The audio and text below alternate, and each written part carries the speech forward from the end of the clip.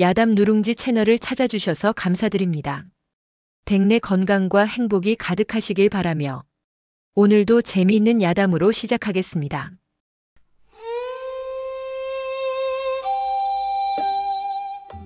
궁궐의 담장 안에서 위태롭게 쌓아 올린 행복은 그 기반이 온통 거짓이었기에 결국 한낱 덧없는 꿈이 될 운명이었습니다.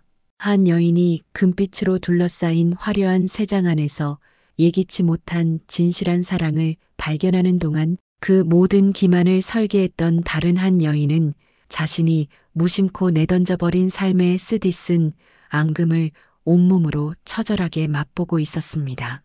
예조판서의 고명딸 김하연의 계획은 더없이 간단하고 완벽해 보였습니다.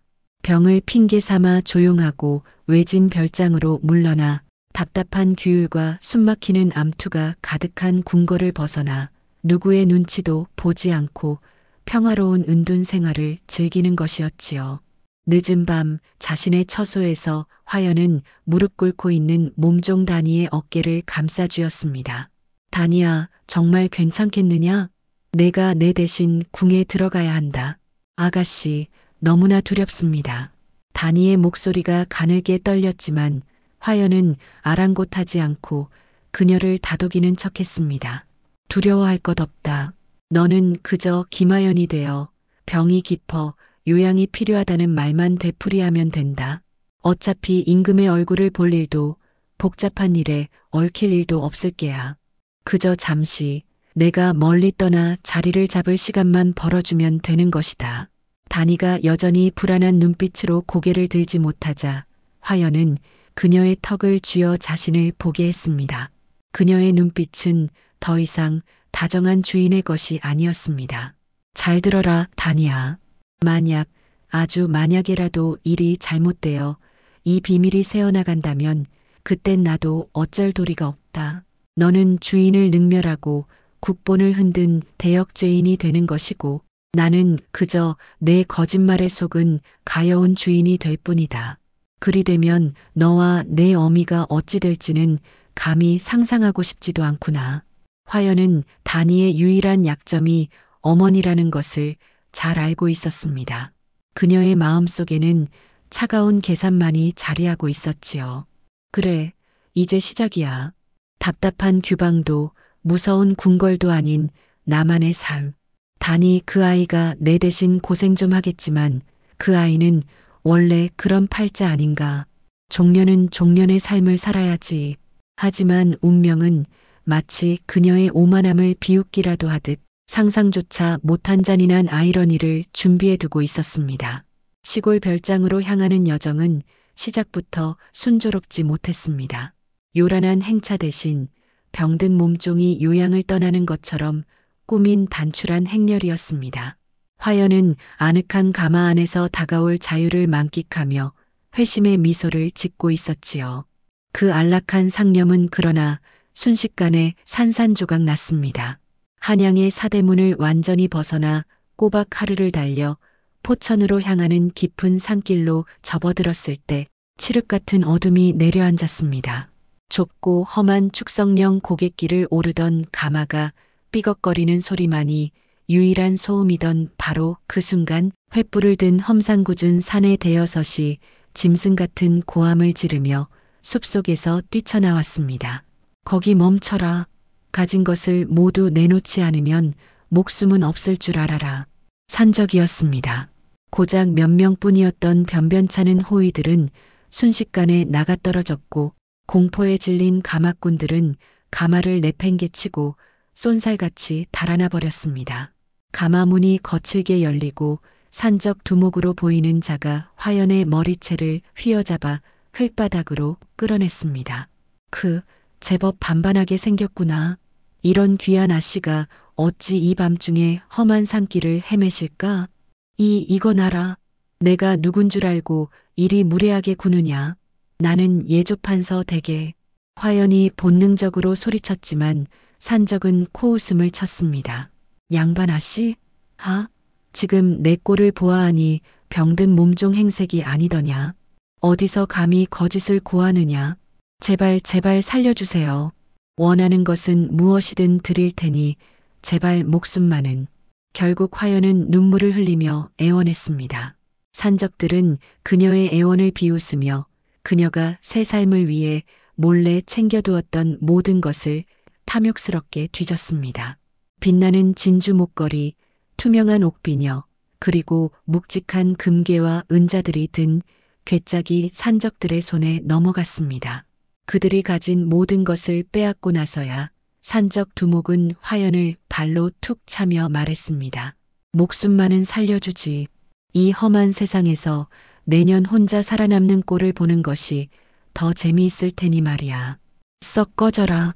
산적들이 사라진 숲속 화연은 허름한 몸종의 옷 한 벌 외에는 아무것도 남지 않은 채 홀로 버려졌습니다. 생전 처음 겪는 막막한 공포와 배신감에 그녀는 목 놓아 울었습니다. 며칠을 굶주린 끝에 겨우 찾아 들어간 허름한 주막. 고생이라곤 모르던 그녀의 고운 손은 종살이를 시작하며 금세 굳은 살이 박이고 갈라졌습니다. 주막의 주인 여자는 억척스럽고 입이 걸었습니다. 어이, 거기 멀뚱히 서 있지 말고 썩어서 이 그릇들이나 안 닦아? 내년은 손이 없어, 발이 없어. 죄송합니다, 마님. 금방. 죄송하면 다니? 손은 또 왜 그리 느려 터졌어. 누가 보면 양반 노름하는 줄 알겠네. 어서 손을 놀리란 말이다. 한때 고귀했던 아씨는 이제 차가운 바닥을 닦고 산더미 같은 빨래를 하며 술 취한 사내들의 고함과 음흉한 시선을 온몸으로 견뎌내야 했습니다. 그녀가 그토록 소중히 여겼던 섬세한 감성은 기름때와 땀 냄새, 그리고 모멸감으로 뒤범벅된 가혹한 현실에 의해 먼지처럼 빠아졌습니다. 한편 진짜 화연이라 믿어지는 단이는 궁궐에서 전혀 다른 삶을 살고 있었습니다. 그녀는 병이 깊다는 핑계로 후궁의 처소 깊숙한 곳에서 조용히 지내라는 화연의 명을 따랐습니다. 그러나 운명은 단이를 가만두지 않았습니다. 어느 달 밝은 밤 정무에 지친 왕 이완이 우연히 정원을 거닐다 창가에 기대 앉아 고향에 계신 어머니를 가리며 홀로 눈물 짓는 단이를 보게 된 것입니다. 그녀의 꾸밈없는 슬픔과 맑은 눈빛에 이완은 자신도 모르게 마음이 끌렸습니다. 밤이 깊었는데 처소에 들지 않고 어찌하여 이곳에 나와 있는가? 아니옵니다, 전하. 송구스럽게도 잠시 고향에 계신 어머님이 그리워 잠을 이루지 못했을 뿐이옵니다. 그녀의 목소리에는 인위적인 교태나 아첨이 아닌 맑고 순수한 그리움이 담겨 있었습니다. 늘 아첨과 권모술수에 둘러싸여 있던 이완은 그녀의 솔직하고 소박한 대답에 신선한 충격을 받았습니다. 이완은 자주 단이의 처소를 찾았습니다. 단이와 대화를 나눌수록 그녀의 따뜻한 마음과 지혜로운 생각에 깊이 빠져들었습니다. 단이는 그에게 화려한 미사여구를 늘어놓는 대신 백성들의 고단한 삶을 이야기했고 지친 그의 마음을 진심으로 위로했습니다. 전하, 오늘은 유난히 안색이 좋지 않으시옵니다. 혹 미령하신 곳은 없으신지요? 괜찮다. 그저 가뭄 걱정에 잠을 설쳤을 뿐이다. 소첩, 어릴 적에 어른들께 들은 이야기가 있사옵니다. 하늘이 큰 가뭄을 내리는 것은 임금이 백성의 고통을 잊지 않게 하려는 뜻이라고 하셨습니다. 전하께서 이리 백성을 걱정하시니 하늘도 곧 감동하여 단비를 내려줄 것이옵니다. 그녀의 말 한마디 한마디는 상처를 보듬는 약초처럼 이완의 마음에 스며들었습니다. 그는 그녀에게서 그 어떤 후궁에게서도 느끼지 못했던 진정한 위안과 사랑을 발견했습니다. 그렇게 두 사람의 사랑은 깊어만 갔고 궁궐 전체에 김화연 소위가 임금의 총애를 한 몸에 받고 있다는 소문이 파다하게 퍼졌습니다. 바로 그 소문이 먼 시골 주막에서 짐승보다 못한 삶을 살고 있던 진짜 화연의 귀에 들어갔습니다. 주방 한 구석에서 짬을 내어 죽은 듯이 쉬고 있던 그녀의 귀에 다른 하인들이 나누는 대화가 비수처럼 꽂혔습니다. 들었나? 새로 간택되신 김화연 소위께서 임금님의 총애를 한 몸에 받고 계신다더군. 나도 들었네. 그 기품과 지혜가 남달라 장차 중전마마의 제목이라는 말까지 나온다지 뭔가. 어떤 이는 그 당돌함이 하늘을 찌른다 하고 어떤 이는 하늘이 내린 인연이라 하더군. 아무튼 궁궐 전체가 그분 이야기로 떠들썩하다지. 화연은 숨을 멈췄습니다. 자신의 이름 김화연이 그토록 숭고하게 불리는 것을 들으며 그녀의 영혼에 도끼 서린 불길이 타올랐습니다. 감히 내 것을 훔쳐? 내 이름, 내 운명, 내 자리까지 모두 용서할 수 없어. 절대로. 그건 내 것이었어야 해.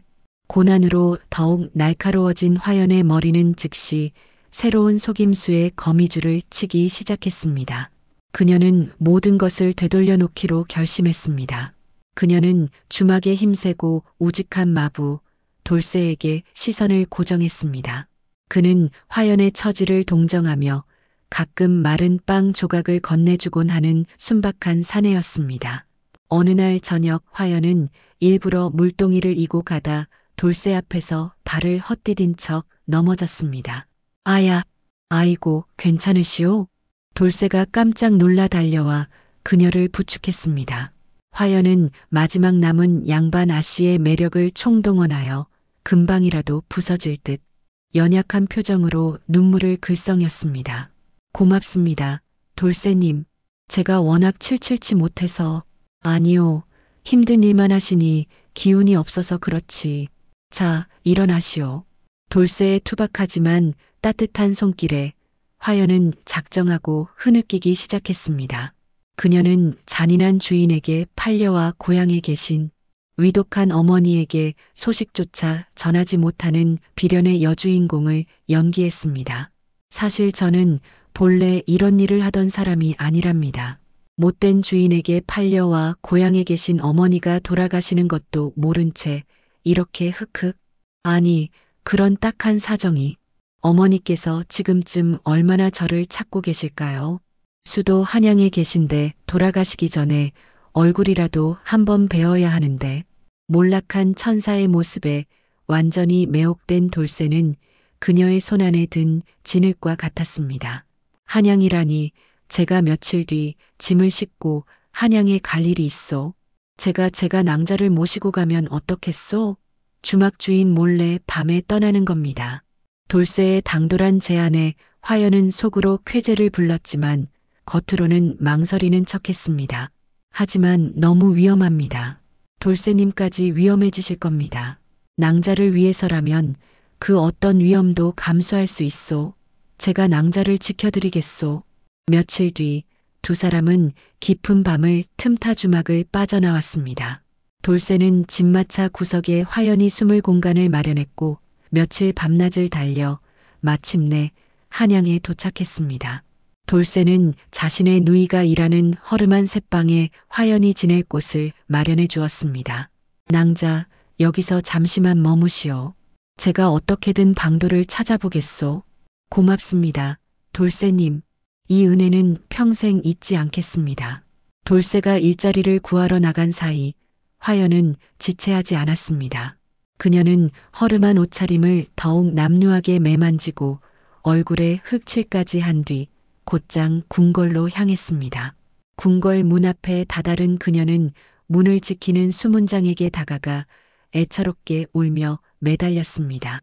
나리, 제발 소인의 딱한 사정을 들어주십시오. 웬 계집이냐? 썩 물러가라. 제발요 나리.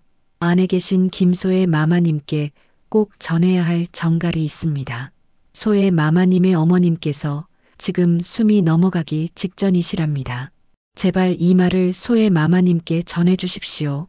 수문장은 처음에는 그녀를 쫓아내려 했지만 김소희의 어머니가 위독하다는 말에 멈칫했습니다. 임금의 총애가 지극한 후궁의 모친이 위독하다는 정가를 무시했다가는 어떤 불호령이 떨어질지 모를 일이었습니다. 잠시 고민하던 수문장은 결국 안으로 정가를 넣었고 화연은 자신의 계략이 성공했음을 직감하며 어두운 골목으로 몸을 숨겼습니다. 그 소식은 독화살처럼 궁궐에 날아들었습니다. 임금의 총애 속에서 행복에 겨워하던 다니의 세상이 무너져 내렸습니다. 그날도 다니는 임금의 서재에서 조용히 차를 따르며 정무에 지친 그의 얼굴을 안쓰럽게 바라보고 있었습니다. 전하, 잠시 쉬어가며 차를 드시지요. 밤이 깊었사옵니다. 내가 있으니 괜찮다. 너의 얼굴을 보는 것이 내게는 가장 큰 휴식이니.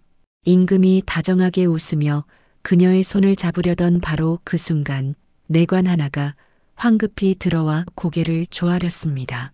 전하, 김소희께 급한 정갈이옵니다. 무슨 일이냐?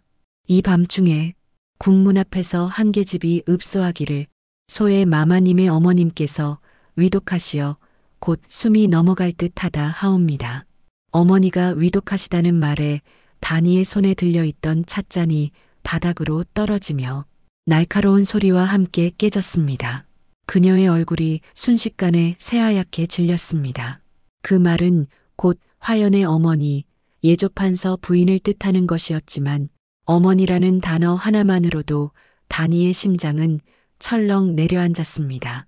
아가씨의 어머님께서 그럼 혹시 우리 어머니도? 다니의 머릿속은 복잡하게 얽혔습니다. 화연의 어머니와 자신의 어머니는 같은 집, 다른 처소에 머물고 있었습니다.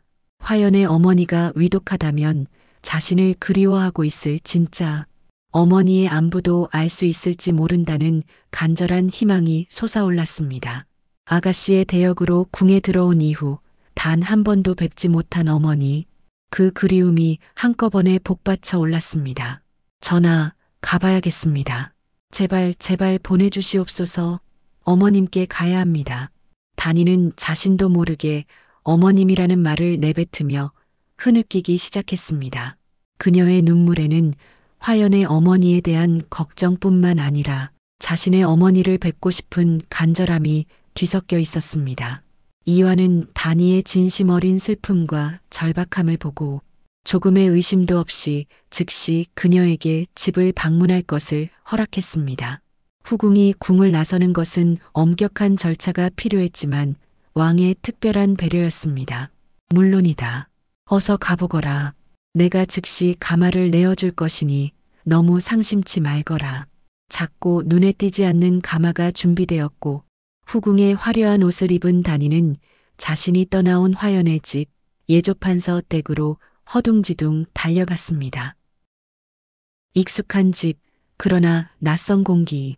다니는 치맛자락이 끌리는 것도 잊은 채 곧장 안채로 향하는 대신 자신의 어머니가 머물던 뒤편의 작은 별채로 먼저 달려갔습니다. 어머니, 먼저 어머니부터 배워야 해. 하지만 그녀를 맞이한 것은 병든 어머니가 아니었습니다. 삐걱거리는 문을 열자 수척하고 굳은 얼굴이지만 두 눈은 차가운 승리감으로 번뜩이는 화연이 방 한가운데서 그녀를 기다리고 있었습니다. 오랜만이구나, 다니야. 화연은 비웃음을 머금고 말했습니다. 다니는 그 자리에 얼어붙었습니다. 아씨 어찌 아씨께서 여기에 어머님은요? 어머님은 어디 계십니까? 그리고 판서 마님께서는 지금은 멀쩡하시지. 두 분 모두. 화연이 차갑게 말을 잘랐습니다. 하지만 그건 언제든 달라질 수 있다. 내가 내 말을 듣지 않으면 말이야. 자, 그 옷 벗어라. 그건 내 것이다. 재회는 눈물과 안도의 시간이 아닌 차가운 명령과 공포의 순간이었습니다. 다니는 자신이 어머니를 보고 싶다는 간절한 희망을 이용한 잔인한 함정에 빠졌음을 깨닫고 온몸을 떨었습니다. 이게 다 무슨 아씨께서 꾸미신 일입니까? 그래, 내가 했다. 내가 감히 내 것을 훔쳐 누리는 동안 내가 어떤 지옥을 겪었는지 넌 상상도 못할 것이다. 넌 그저 종년 단위일 뿐이야. 그런데 감히 임금의 총애를 받아? 내 것을 모조리 빼앗고 행복해?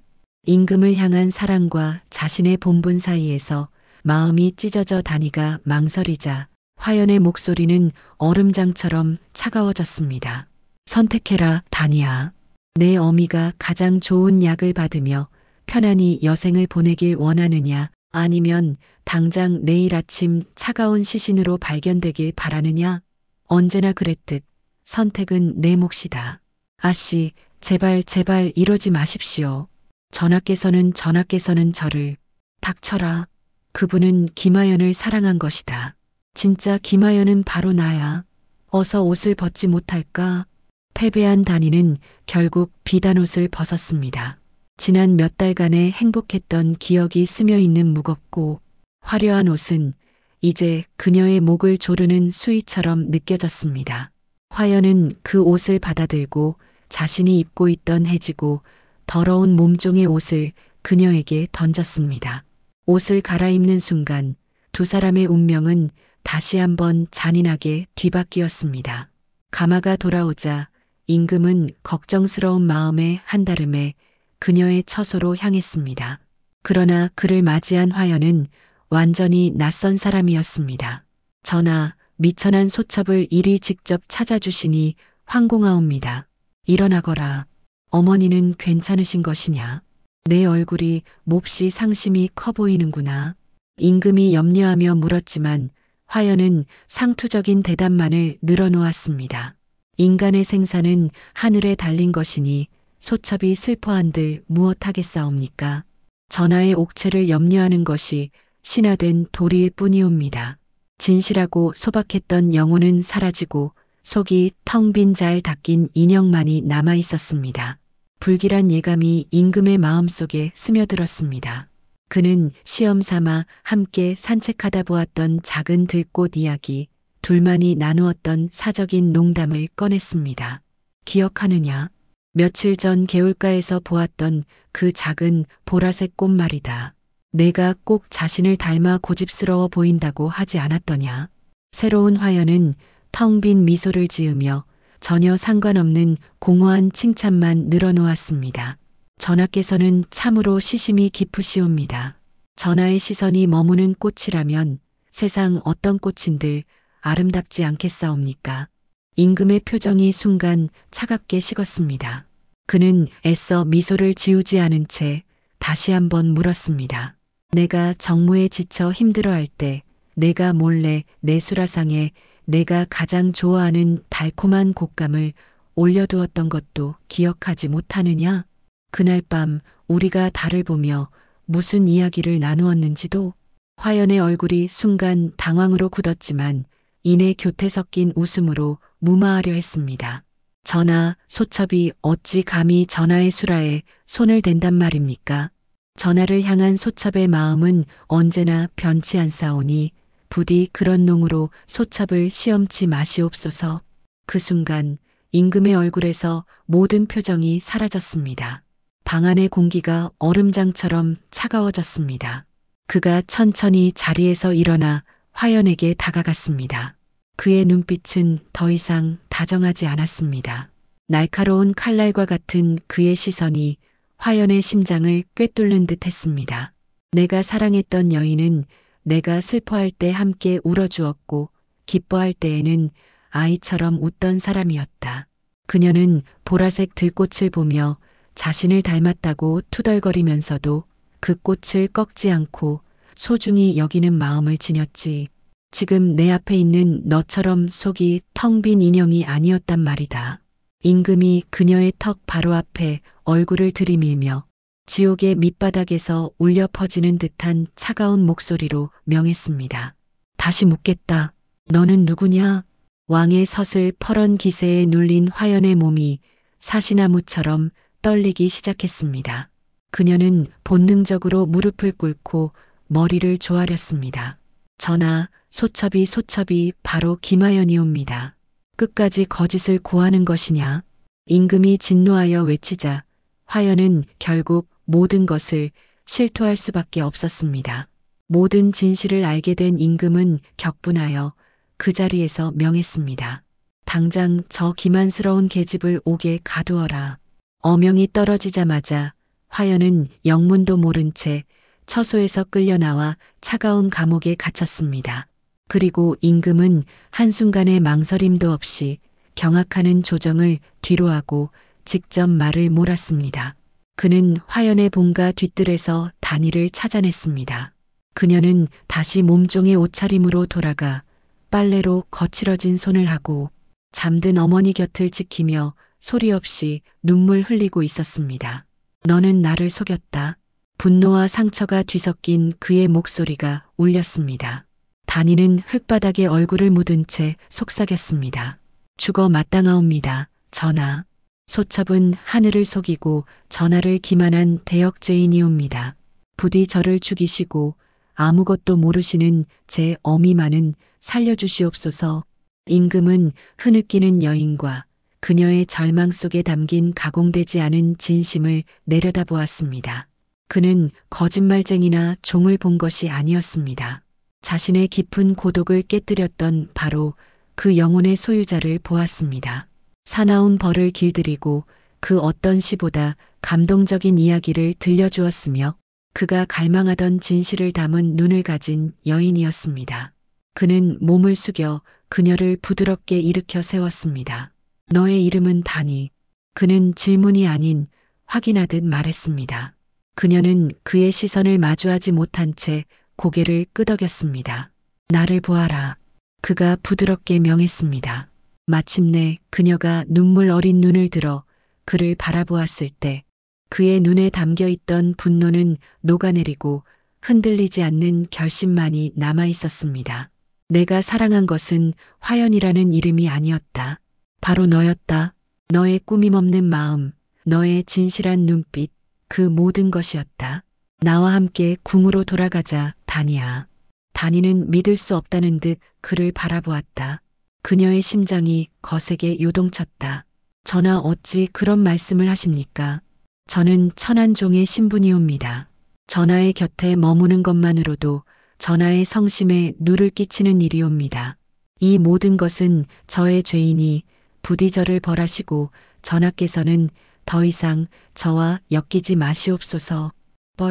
너에게 벌을 내리라. 너는 내 어미의 목숨을 구하기 위해 주인의 명령에 따라 너의 삶을 버렸다. 그것이 어찌 너만의 죄란 말이냐? 진정한 죄인은 자신의 안위를 위해 너를 사지로 내몬 그 사람이겠지. 나는 너를 벌할 생각이 없다. 그러니 어서 나와 함께 궁으로 돌아가자. 아니옵니다, 전하. 그것은 국법을 어지럽히는 일이옵니다. 하늘 아래 어찌 종의 신분으로 지존의 곁에 머물 수 있겠사옵니까? 조정 신료들이 들고 일어날 것이고 온 나라가 전하를 비난할 것입니다. 저 하나 때문에 전하께서 공경에 처하시는 것을 어찌 눈뜨고 볼 수 있겠습니까? 다니는 애써 그의 손을 뿌리치며 다시 머리를 조아렸다. 하지만 이완은 더욱 단호했다. 그것은 내가 감당할 것이다. 이 나라의 왕은 바로 나다. 내가 나의 사람을 곁에 두겠다는데 누가 감히 반기를 든단 말이냐? 다니야, 내가 너에게 명하는 것이다. 나를 따라 궁으로 돌아오너라. 그것은 간청이 아닌 거스를 수 없는 왕의 명령이었다. 다니는 더 이상 아무 말도 하지 못하고 그저 하염없이 눈물만 흘렸다. 결국 다니는 임금을 따라 궁으로 돌아왔지만 그곳은 더 이상 예전의 그곳이 아니었습니다. 종의 신분으로 임금의 총애를 받았다는 소문은 순식간에 번개처럼 궁궐 전체를 뒤흔들었습니다. 다니가 임금의 뒤를 따라 대전으로 향하는 동안 수많은 상궁과 나인, 내관들이 경악과 경멸이 뒤섞인 눈초리로 그녀를 쏘아보았습니다. 그들의 시선은 마치 날카로운 칼날이 되어 다니의 살을 파고드는 듯했다. 소식을 들은 대비가 버선발로 달려나왔습니다. 그녀는 왕의 어머니이자 보수적인 신료 세력의 구심점이었습니다. 주상, 지금 이게 무슨 해괴한 일입니까? 어찌 천한 종년을 데리고 대전에 들려 하십니까? 당장 저 아이를 내치지 못할까? 대비의 녹이 어린 호통에 모든 이들이 숨을 죽였습니다. 그러나 이완은 물러서지 않았습니다. 그는 다니의 앞을 막아서며 차갑게 말했습니다. 어마마마, 이 아이는 이제 제 사람입니다. 함부로 대하지 마십시오. 제 사람? 주상, 제정신이십니까? 저 아이는 주상을 기만한 대역죄인의 몸종입니다. 그런데 어찌 그 기만은 이 아이의 뜻이 아니었습니다. 그리고 이제부터 이 아이는 더 이상 몸종이 아닙니다. 제가 특별 상궁의 첩지를 내릴 것입니다. 무엇라고요? 주상, 종친과 사대부들이 들으면 기절초풍할 소리입니다. 국법이 무너지고 나라의 기강이 흔들리는 것을 보고 싶으십니까? 저는 사람의 신분이 아닌 그 사람 자체를 보았을 뿐입니다. 어마마마께서도 부디 제 뜻을 헤아려 주시옵소서. 이만 물러가십시오. 이화는 대비의 말을 자르고 단호하게 돌아섰습니다. 대비는 아들의 서슬 퍼런 모습에 잠시 할 말을 잃었지만 이내 분노로 파르르 떨며 소리쳤습니다. 좋습니다. 어디 주상의 뜻대로 해보시지요. 하지만 이 어미와 조정신료들이 결코 좌시하지 않을 것임을 명심하십시오. 대비의 서슬 퍼런 경고는 빈말이 아니었습니다. 이화는 단이를 자신의 처소에 머물게 하고 지극정성으로 보호했지만 조정은 싸늘하게 얼어붙었습니다. 신료들은 아침 문안 인사조차 건성으로 하며 왕의 명에 마지못해 따를 뿐 단이의 존재를 인정하지 않았습니다. 그들의 침묵은 비수보다 차갑고 날카로웠습니다. 이화는 정면 돌파를 택했습니다. 그는 단이가 그저 사랑스러운 여인이 아니라 지혜와 따뜻한 마음을 가진 인물임을 증명해 보이고 싶었습니다. 마침 나라의 극심한 가뭄이 계속되자 그는 신료들을 모아놓고 대책을 논의했습니다. 모두가 하늘에 제사를 올리는 원론적인 이야기만 반복할 때 이화는 조용히 단이의 의견을 물었습니다. 그대는 걸박 백성들의 삶을 잘 알고 있으니 그들의 지혜를 빌려줄 수 있겠는가? 모두의 시선이 집중된 가운데 단이는 조심스럽게 입을 열었습니다. 전하, 소첩이 어릴 적 마을 어른들께서는 큰 가뭄이 들면 마른 강바닥의 특정 지점을 깊게 파서 수맥을 찾으셨습니다. 또한 부유한 집의 창고를 열어 곡식을 나누는 것보다 각 마을 공동 우물 관리를 지원하여 모두가 깨끗한 물을 마시게 하는 것이 굶주림과 역병을 함께 막는 길이라 하셨습니다. 신분 높은 신료들이 한 번도 생각해 본 적 없는 실질적이고 구체적인 방안이었습니다. 이화는 그 자리에서 단이의 제안을 받아들여 즉시 시행을 명했습니다. 단이의 지혜로 시작된 가뭄 극복 정책은 놀라운 효과를 보였습니다. 곳곳에서 새로운 우물이 터져 나왔고 체계적인 구휼 덕분에 백성들은 최악의 위기를 넘길 수 있었습니다. 백성들 사이에서는 단이를 백성을 구한 자비로운 소의 마마라 칭송하는 목소리가 높아졌습니다. 그러나 단이의 영향력이 커질수록 대비와 보수적인 신료들의 위기감은 극에 달했습니다.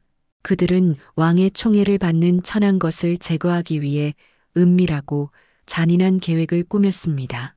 대비의 신임을 얻은 한 상궁이 단이가 마시는 탕약에 서서히 몸을 망가뜨리는 독을 타기 시작했습니다. 하지만 이화는 이미 그들의 계략을 꿰뚫어 보고 있었습니다. 그는 단이를 궁으로 데려온 첫날부터 자신의 가장 신임하는 어이에게 비밀리에 명을 내려 단이의 모든 음식과 탕약을 검사하게 했습니다.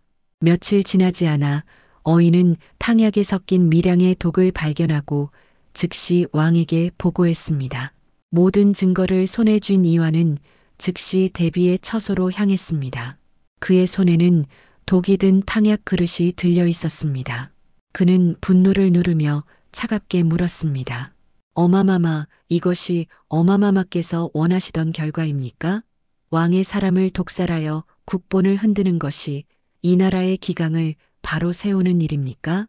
움직일 수 없는 증자 앞에서 대비와 음모에 가담한 신료들은 새하얗게 질렸습니다.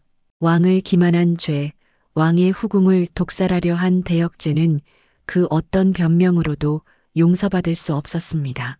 이화는 그 자리에서 관련자들을 모두 파직하고 유배 보냈으며 대비에게는 정치에 일절 관여하지 말고 자신의 처소에서 자숙하라는 엄명을 내렸습니다. 조정을 가득 채웠던 반대 세력이 일거에 정리되자 궁궐에는 새로운 바람이 불었습니다. 단이의 지혜와 덕을 눈으로 확인한 신료들은 더 이상 그녀의 신분을 문제 삼지 않았습니다. 왕은 모든 신료가 모인 앞에서 다니의 손을 잡고 선포했습니다. 이 사람은 더 이상 비천한 종이 아니다. 나의 지혜이자 나의 마음이며 이 나라의 자비이다. 나는 오늘부로 다니에게 혜민이라는 새로운 이름을 내리고 정일품 빈의 첩지를 내릴 것이다. 그녀는 신분이 아닌 그녀의 어진 마음으로 내 곁에 설 것이다. 그것은 파격이었지만 거스를 수 없는 왕의 결단이었습니다. 다니는 눈물을 흘리며 왕의 깊은 사랑에 감사했습니다. 그 후 이왕과 다니는 서로를 의지하며 지혜롭게 나라를 다스렸습니다.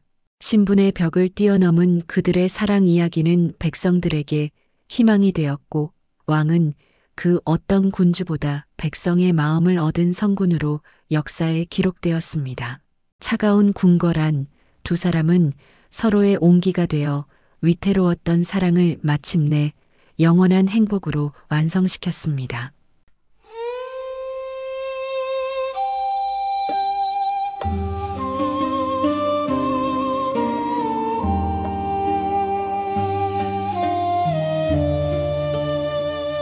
제가 특별 상궁의 첩지를 내릴 것입니다. 무엇라고요? 주상, 종친과 사대부들이 들으면 기절초풍할 소리입니다. 국법이 무너지고 나라의 기강이 흔들리는 것을 보고 싶으십니까? 저는 사람의 신분이 아닌 그 사람 자체를 보았을 뿐입니다. 어마마마께서도 부디 제 뜻을 헤아려 주시옵소서. 이만 물러가십시오. 이화는 대비의 말을 자르고 단호하게 돌아섰습니다.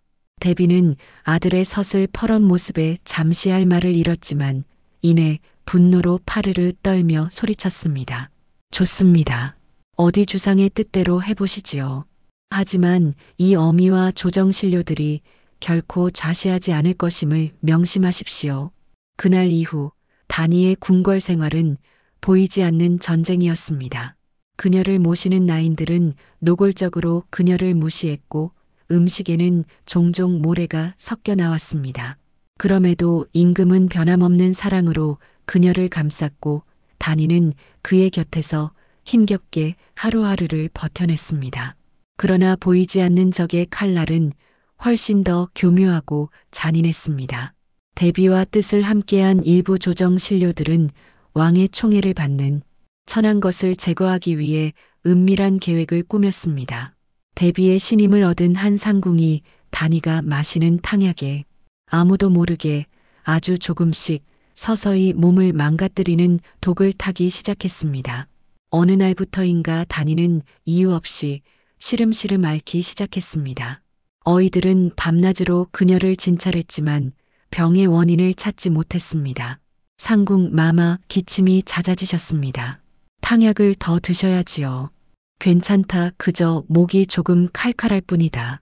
그녀는 하루가 다르게 쇠약해져 갔고 창백한 얼굴로 침상에 누워있는 시간이 길어졌습니다. 임금은 정사도 뒤로 한 채 그녀의 곁을 지켰지만 사랑하는 여인이 쓰러져가는 것을 속수무책으로 지켜볼 수밖에 없었습니다. 차가운 겨울밤 다니는 희미해져가는 숨을 몰아쉬며 임금의 손을 잡았습니다. 전하소첩, 이제 시간이 얼마 남지 않은 것 같습니다. 아니다, 다니야. 그런 약한 소리 하지 마라. 내가 반드시 너를 살릴 것이다. 아니옵니다. 전하, 저 때문에 너무 많은 것을 잃지 마시옵소서. 부디 강건하셔야 합니다. 싫다. 내가 없으면 내가 살아갈 의미가 없다. 제발 나를 두고 가지 마라. 임금이 오열했지만 다니의 눈은 서서히 빛을 잃어가고 있었습니다. 그녀는 마지막 힘을 다해 미소 지었습니다. 전하의 사랑을 받아 제 삶은 이미 넘치도록 행복했습니다. 부디 슬퍼하지 마시옵소서. 다음 생에서는 부디 신분의 벽이 없는 곳에서 평범한 연인으로 만나 마음껏 사랑하고 싶사옵니다. 결국 다니는 사랑하는 사람의 품에서 조용히 눈을 감았습니다. 그녀의 죽음으로 궁궐은 깊은 슬픔에 잠겼지만 대비와 신료들은 아무도 모르게 안도의 한숨을 내쉬었습니다. 모든 것을 잃은 임금은 텅 빈 처소에서 홀로 절규했습니다. 그는 나라의 왕이었지만 자신의 사랑 하나 지켜내지 못한 무력한 사내일 뿐이었습니다. 한편 머나먼 유배지에서 비참하게 살아가던 화연은 뒤늦게 다니의 부고를 전해 들었습니다. 자신의 어리석은 욕심이 빚어낸 비극의 끝에서 그녀는 허망한 웃음을 터뜨렸습니다. 그녀가 꿈꿨던 화려한 삶도 다니가 쟁취했던 눈부신 사랑도 결국 모두 한 줌의 재로 사라져버린 것이었습니다. 한 여인의 몰락과 함께 다른 한 여인의 위태로운 사랑은 그렇게 거센 폭풍 속에서 비극으로 막을 내렸습니다. 신분의 벽과 음모 속에서 쓰러져간 순수한 사랑은 홀로 남겨진 왕의 가슴에 영원히 지워지지 않을 상처로 남았습니다. 오늘 이야기 재미있으셨나요? 마음에 드셨다면 좋아요 눌러주시고 구독도 부탁드려요. 다음 이야기 꼭 보러 오세요.